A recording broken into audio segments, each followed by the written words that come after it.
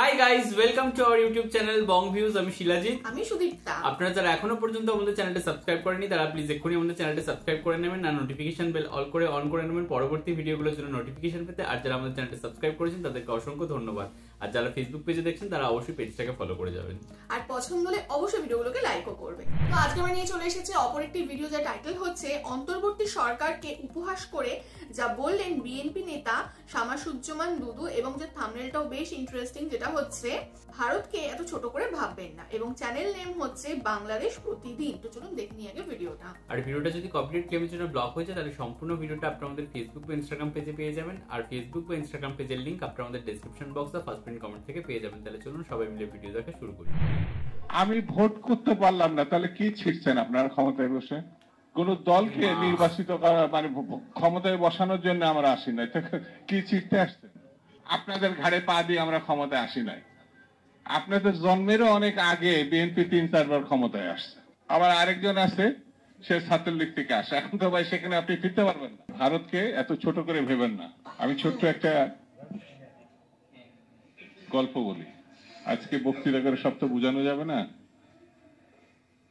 74 সালে এক যুবলীগের শেখ মুজিবের খুব ঘনিষ্ঠ একজন গ্রেপ্তার হয়েছিল। তাকে থানায়, মতিঝিল থানায় ঢুকাইছিল এক ওসি। তো ওসি ঢুকানোর পরে সে তো খুব হাসাহাসি করছে যে যুবলীগের নেতা, কারণ বঙ্গবন্ধু আছে, তো রাখতে পারবে না। তো ওসিকে খুব বিনয়ের সঙ্গে বলল, ভাই আপনার বুকের যদি একটা লোম ছিঁড়ে আমার একটু দেন তাহলে বড় উপকার হয়। তো বলে, কেন? পরে আমি বলবো। লোমটা সে ছিঁড়ে তাকে দিল। সে পকেটের মধ্যে, একটা খামের মধ্যে পকেটে রেখে দিল। রেখে দেওয়ার কিছুক্ষণ পর 32 নম্বর ধানমন্ডি থেকে যথাযথ টেলিফোন আসলো, যুবলীগের নেতা বলে কথা, ছাড়, ধরছিস কেন? যথাযথ ছেড়ে দেওয়া হলো খুলে। তো তখন ওই আসামি যুবলীগের নেতা যাওয়ার সময় হঠাৎ করে ওসির বলল যে, তখন একটা লোম ছিঁড়ে রাখলেন, বললেন না তো কিছু?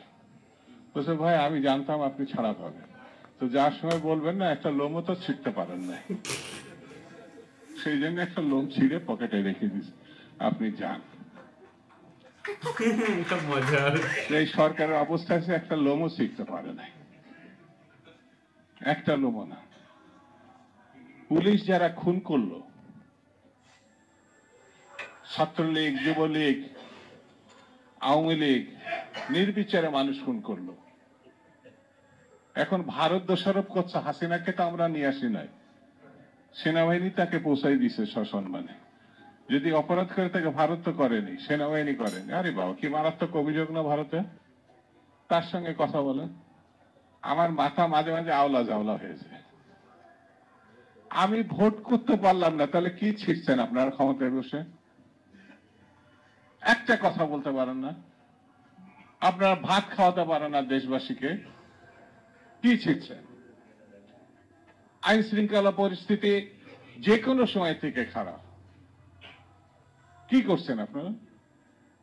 কেউ কেউ বলছে না, আপনাদের কোন দলকে নির্বাচিত করা মানে ক্ষমতায় বসানোর জন্য আমরা আসি না, কি ছিড়তে আসছেন? আপনাদের এইসব শিশু সুলভ কথাবার্তা বন্ধ করেন। আপনাদের ঘাড়ে পা দিয়ে আমরা ক্ষমতায় আসি নাই। আপনাদের জন্মেরও অনেক আগে বিএনপি 3-4 বার ক্ষমতায় আসছে। আপনাদের জন্মের আগে, আপনারা যখন শিশু, 15 বছর বয়স, তখন আন্দোলন শুরু করেছিলাম আমরা, ছাত্র আন্দোলন। আগের কথা, আপনাদের বয়স 25 না? 15 আর 10, 25 শিশু যখন ছিলেন আমার আন্দোলন শুরু করেছিলাম, গণতান্ত্রিক আন্দোলন। এই সময় 15 বছরের পরে এসে 1 মাসে কি লাফালাফি করলেন? সবাই তো স্ব নাম বাদ দিয়ে আপনাদের ছায়াতলে গিয়েছিল। বৈষম্য বিরোধী ছাত্র আন্দোলন গিয়েছিল না? ছাত্র দল নেয় নাই, ছাত্র ইউনিয়নের নাম নেয় নাই। শিবির নাকি তো বলে আমরা ছাত্রলীগের মধ্যে ছিলাম, বলে না ছাত্রলীগের মধ্যে ছিলাম। তার মানে যাকে পিটাইছে সেই তো শিবির পিটাইছে, শিবিরই পিটাইছে না? কি যে বলে, একটু বুদ্ধি জ্ঞান করেও কথা বলে না। আবার আরেকজন আছে, সে ছাত্রলীগ থেকে আসে। এখন তো ভাই সেখানে আপনি ফিরতে পারবেন না, কারণ সেটা তো নিষিদ্ধ সংগঠন। সে আবার বড় বড় কথা বলছে। ইলেকশন দেন, এটা সহজ সসম্মানে ঘরে ফিরার। আরে ভাই, আপনারা এত ভয় পাচ্ছেন কেন? এত বড় একটা গণ অভ্যুত্থান করেছেন, বিপ্লব করেছেন, দেশবাসী তো আপনাদেরকে চিনে, আপনাদেরকে ভোট দেবে না, এটা আপনারা কেন এই ধরনের সন্দেহ করছেন? ইলেকশন দিলে তো আপনাদের জেতার কথা না? 90-এর গণ অভ্যুত্থানের পর তো বিএনপি জিতেছে, ছাত্র দলের সরাসরি নেতৃত্বে তখন গণ অভ্যুত্থান এসেছে। তা আপনাদের নেতৃত্বে যদি গণ অভ্যুত্থান হয়, তা আপনারা তো একটা রাজনৈতিক দল গঠন করার চেষ্টা করছেন না? তাহলে ইলেকশন দিবেন না কেন?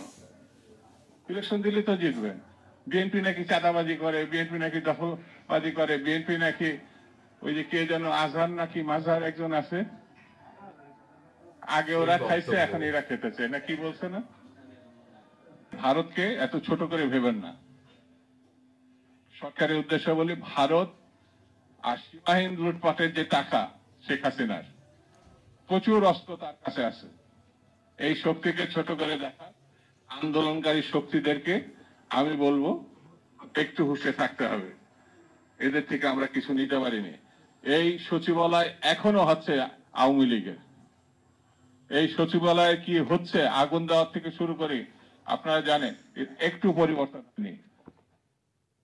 কথা নাই বা বললাম, সেই জন্য বন্ধুরা আমাদের ঐক্যবদ্ধ থাকতে হবে, আন্দোলনের শক্তিকে ঐক্যবদ্ধ থাকতে হবে এবং সামনের দিকে আমাদের এগিয়ে যেতে হবে। এখানে অনেকগুলোই কাট ছিল বক্তব্য, তো পুরোটাই একসাথে ছিল না, যার জন্য জিনিসগুলো মানে ওই হাইলাইটস পয়েন্টগুলো এখানে দেখতে পেলাম। এবং তিনি মানে মোট কথা হচ্ছে যে ইন্টারিম গভর্নমেন্ট আছেন তাকে উদ্দেশ্য করে তার সমস্ত কথা, যে তারা এই এতদিন ধরে 2 মাস 3 মাস যতদিনই আছে না কেন, বা তারা বিশেষ কিছু করে উঠতে পারেনি, এবং তারা নিজেরা ক্ষমতায় যখন ছিল তখন কি কি করেছে, তো এই সমস্ত কথা বলেছে। এবং ভারত শত্রু দেশ, তাকে কখনো ছোট ভাবা উচিত না, সে অনেক ক্ষমতার অধিকারী, এইভাবে আর কি জিনিসটা তিনি বলতে চেয়েছেন।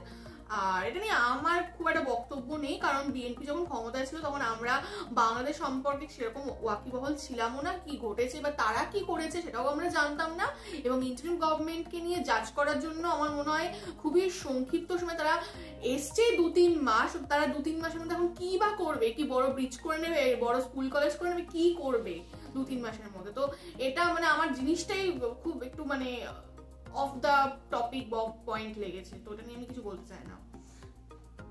তবে একটা জিনিস কি, এখানে তার একটা কথা কোথাও গিয়ে মানে ভ্যালিডিটি রাখে, সেটা হচ্ছে যে পুলিশও আর কি যে সমান হারে গণহত্যা করেছিল তাদের উপর নির্দেশ থাকলেও বাট সেই পুলিশগুলোকে চিহ্নিত করা, কারণ আমরা অনেক সময় দেখেছি যে এত মানে নির্বিচারে গুলি মানে চালানো হয়েছিল, সেখানে হয়তো জনসাধারণের কোনো দোষই ছিল না। তো সেই পুলিশগুলোকে মানে চিহ্নিত করাটা দরকার। এবং আর একটা জিনিস দেখলাম যে এখানে তিনি যে নির্বাচনের কথা বললেন, তো নির্বাচন করতে গেলেও কিছু প্রসিডিওর এবং কিছু সময় লাগে, এবং সেখানে এই ধরনের পরিস্থিতি যখন বাংলাদেশে ঘটে, একটা যখন সরকার চেঞ্জ, এবং সরকার চেঞ্জ শুধু না, স্বাধীনতা বলা হচ্ছে, স্বাধীনতা 2.0, তো সেই রকম সিচুয়েশন যখন ঘটলো, তো একটা মিনিমাম একটা রিফর্মেন্ট মানে সময় দেওয়া উচিত, অ্যাটলিস্ট 6 মাস হলেও বা 1 বছর হলেও। তো সেইটুকু ধৈর্য আশা করি তাদের ধরা উচিত। এবং রইল বাকি যে টাকা পাচার বা এই সমস্ত বিষয়ে কথা বললেন, তো সেগুলো তো মানে আপনাদের থেকেই প্রচুর শোনার কথা, তো সেগুলো নিয়ে আর নতুন করে বলার কিছু নেই।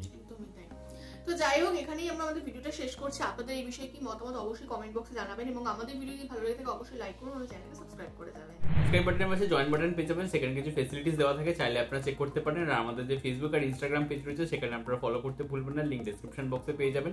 আর আমাদের সাথে কানেক্টেড থাকার জন্য আমাদের যে ফেসবুক গ্রুপটা রয়েছে সেখানে আপনারা জয়েন করে আপনাদের মনের মতো সমস্ত কিছু পোস্ট করতে পারেন, তার লিংকও ডেসক্রিপশন বক্সে চেক করলে পেয়ে যাবেন।